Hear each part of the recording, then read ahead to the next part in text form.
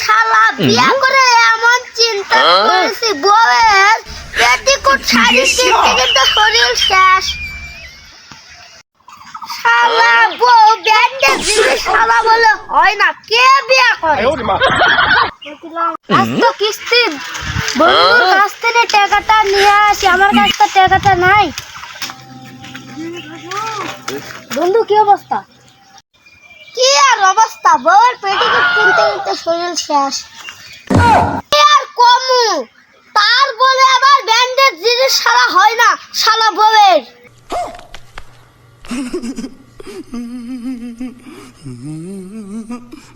বন্ধু আমি তোর কাছে কিস্তি টাকা লিবা, তুই যে দুঃখের কথা শোনাচ্ছু। কি আর কমু, তুই আবার টাকা লিবা, আমার কাছে তো টাকা নাই। বন্ধু একটা বুদ্ধি আছে, কি কো? তুই কিস্তি ভর্তি হ। কিস্তি ভর্তি হলে বল পেটিকোট কেনা যাবে না তো? কবে যাবে? তাহলে চ চ।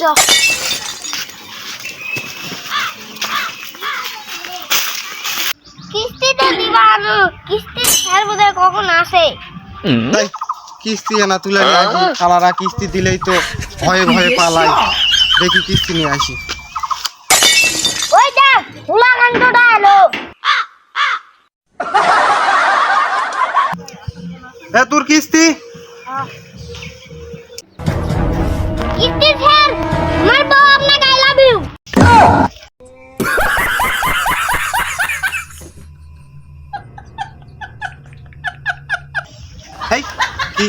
কি সব বলে আর বউ আমাকে আই লাগে? কিস্তি স্যার সত্যি স্যার, আমার বউ আপনাকে ভালোবাসে। আজকের মতন 100 টাকা কম না। কি বলে ওর বউ আমাকে আই লাভ ইউ বলে ভালোবাসে? আচ্ছা আচ্ছা, আজকাল মনে তোর জন্য 100 টাকা কিস্তি কম দিচ্ছে। স্যার আমার তো কিস্তি তোলা আছে, আমি এখন বেড যাই, বইয়ের হাতে যায় মার খাওয়া লাগবে।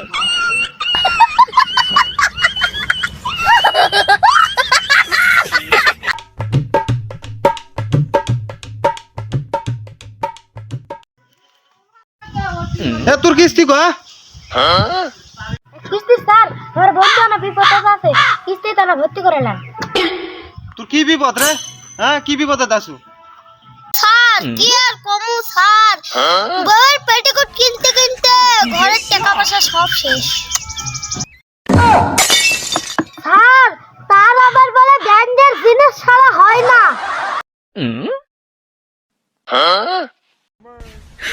এই নে বই। এনে 10 টাকা।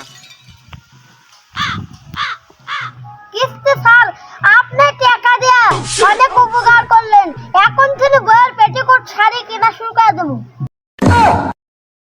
কিস্তি স্যার, তাহলে আমরা এখন যাই।